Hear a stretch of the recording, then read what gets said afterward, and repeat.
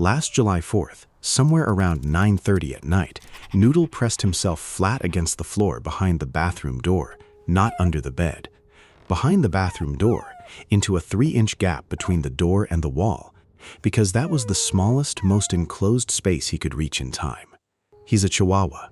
He fit the first firework had gone off about 15 minutes earlier. 3 blocks over, not especially close. I heard it and thought, that was early. He had been tracking it for longer than that.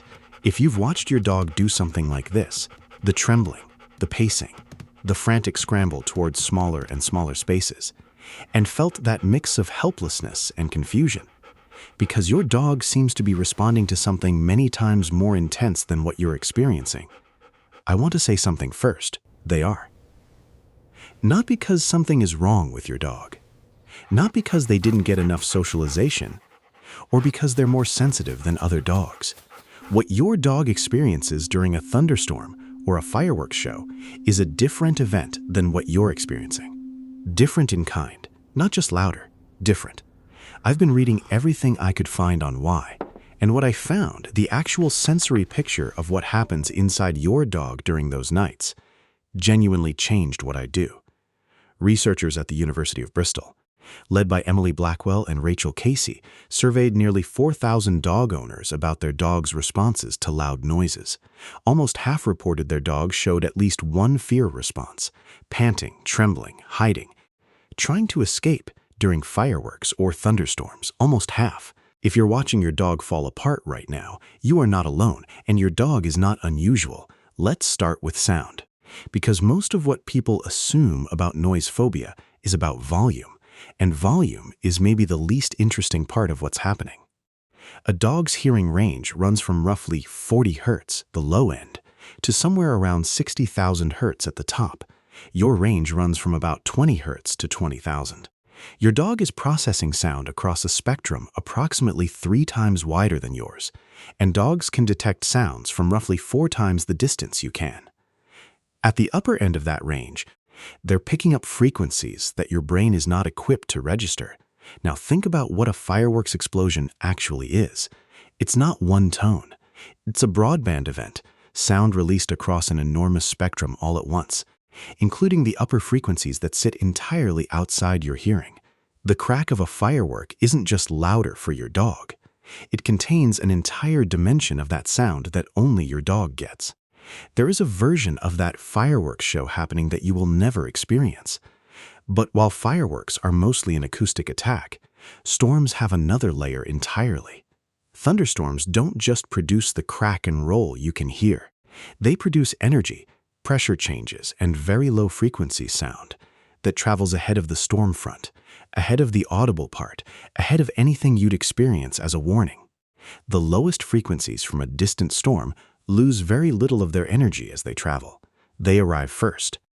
What this means is that your dog is not predicting the storm. The storm has already been announcing itself in a frequency range you can't fully access and in physical pressure changes in the air, and your dog's nervous system has been receiving that signal and classifying it as threat incoming. Then the barometric pressure, the atmospheric pressure that drops as a storm front moves in, falls. Dogs appear to be sensitive to these shifts. When the pressure drops, something registers. This is what explains something owners describe all the time. The dog starts behaving strangely an hour before the storm, before any thunder, before any rain, before anything you'd recognize as a reason. This is not drama. This is not stubbornness. This is not your dog making it worse on purpose. This is a nervous system responding to sensory data that has nothing to do with what you're perceiving. Now here's the piece I didn't expect.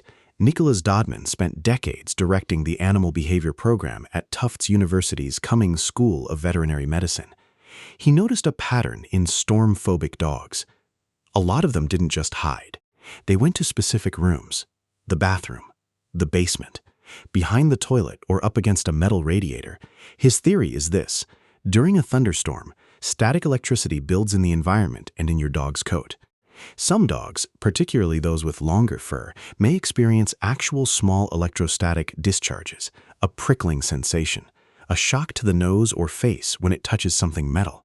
a physical event happening to them that has nothing to do with how loud or close the storm is. The rooms they seek have something in common. While they offer tight, acoustic insulation against fireworks for storms, they offer something else entirely. They're grounded. Tile floors dissipate charge. Bathtubs are grounded through the plumbing. Basements sit close to earth. Some owners have reported feeling a static shock themselves when they've touched their dog mid-storm. I find this meaningful, even though I'll be honest that the full picture here is still being worked out. What I take from it, what looks like a panicked, random search for hiding spots, may be your dog doing something very rational, looking for relief from a physical sensation you cannot see or feel. And then there's smell. Your dog has somewhere between 100 million and 300 million olfactory receptor cells. The number depends on the breed. You have roughly 5 to 6 million. The brain area devoted to analyzing smell is, in dogs, about 40 times larger than in humans. A coming storm announces itself in that world: ozone from lightning, the compounds in petrichor, the scent of rain approaching dry ground, that arrive ahead of the rain itself.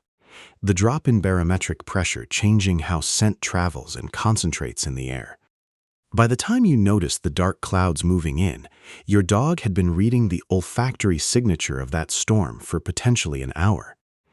Now here's the part I want to be honest about. Because I got this wrong, you've probably heard the advice. When your dog is frightened, trembling, panting, trying to wedge into the smallest space they can find, you should not comfort them.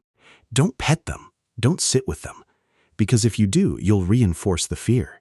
You'll teach them there's something to be scared of. You'll make it worse. I followed that for almost 2 years with Noodle. I'd go to the other room, try to act calm, give him space. I told myself I was treating him like a capable adult dog. Here's what the behavioral science actually says, and what I had to learn the hard way. Fear isn't a behavior, it's an emotion. When experts talk about reinforcing a dog, they mean voluntary actions. You can reinforce sit. You can reinforce stay. You cannot reinforce fear because your dog isn't choosing to be afraid. Your dog is not choosing to be afraid in those moments. Patricia McConnell, an applied animal behaviorist who has written directly on this, is clear. You cannot reinforce fear the way you reinforce a behavior. Research published in the Journal of Veterinary Behavior found that comforting a dog experiencing a stress response actually reduced their measurable stress markers. Not increased them, reduced them. What a calm, present person provides is co-regulation, a stable nervous system nearby that helps an overwhelmed one come down. Sitting with your dog during a thunderstorm is not reinforcing the fear. It is not teaching them to be more anxious. It is not making it worse. What I was doing, going to the other room, was leaving him alone with a nervous system running on full alarm. Let me give you a few things that actually help. But I want to say something before I get to the practical part. Most of the instincts you've already had, sitting with your dog, getting closer, making a smaller quiet space for them, were right. This whole video is, in a way, the science catching up to what you were already reaching for. You didn't need me to tell you that your dog needed you nearby. You needed to hear that it isn't a mistake. A den-like space helps. Not because it fixes the noise, but because it reduces how much of the sensory event your dog is exposed to. Less acoustic range, less static exposure. Let your dog choose the spot if they have a preference. They may already know which corner of the house carries the least charge. Bathrooms, closets, finished basements. A crate they already love. Your own calm matters more than you might think. Dogs can smell the chemical markers of stress in our sweat and breath, and this is one of the things they're genuinely good at. You don't have to pretend the fireworks aren't happening. Just be steady enough to be a reference point. Sit with them. Breathe. And if you want to get ahead of this before next season, desensitization recordings do exist and have research behind them. The catch is they need to be used gradually, starting early, at low volumes. Not at 10 o'clock on July 4th. One more thing, and I want to be clear, if your dog can't settle for hours, can't eat, can't function, if what you're watching looks like genuine crisis, that is not a YouTube problem. I'm not a vet. I'll say that clearly. The American Veterinary Society, of animal behavior has resources, and your own vet can talk to you about interventions that go well beyond anything I can cover here. There is no shame in that being the right answer, but for most dogs, on most nights, what they need is exactly what you were already reaching for.